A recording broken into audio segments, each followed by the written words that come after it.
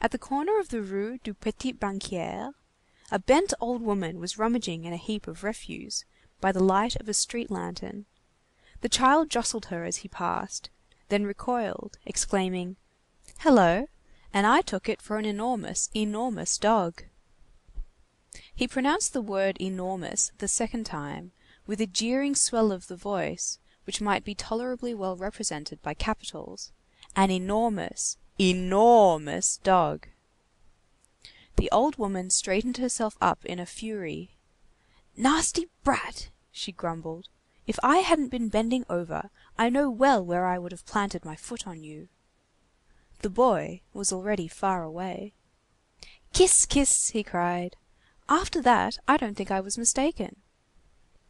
The old woman, choking with indignation, now rose completely upright, and the red gleam of the lantern fully lighted up her livid face, all hollowed into angles and wrinkles, with crow's feet meeting the corners of her mouth. Her body was lost in the darkness, and only her head was visible. One would have pronounced her a mask of decrepitude carved out by a light from the night. The boy surveyed her. "Madame," said he, "does not possess that style of beauty which pleases me." He then pursued his road, and resumed his song. "Le roi coup des sabots s'en allait à la chasse aux corbeaux." At the end of these 3 lines he paused. He had arrived in front of numbers 50 to 52, and finding the door fastened, he began to assault it with resounding and heroic kicks, which betrayed rather the man's shoes that he was wearing than the child's feet which he owned. In the meanwhile, the very old woman whom he had encountered at the corner of the Rue du Petit Banquier hastened up behind him, uttering clamorous cries and indulging in lavish and exaggerated gestures. "What's this? What's this?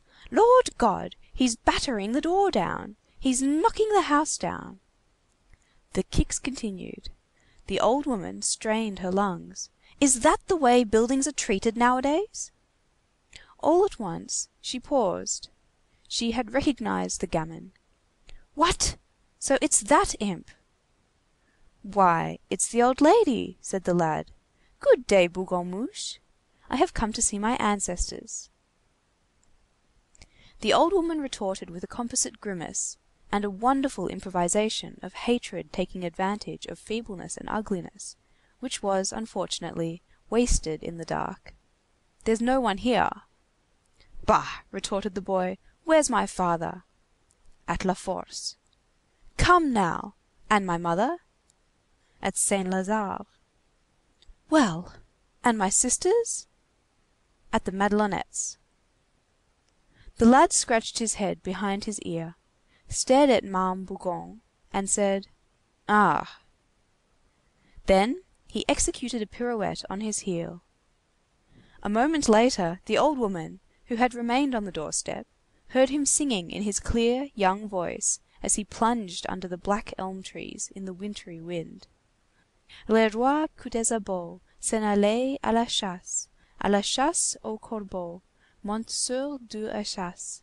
Quand on passait dessus, on lui payait 2 sous." End of Book 8, Chapters 21 and 22. End of Les Miserables, Volume 3, by Victor Hugo. Translated by Isabel Florence Hapgood.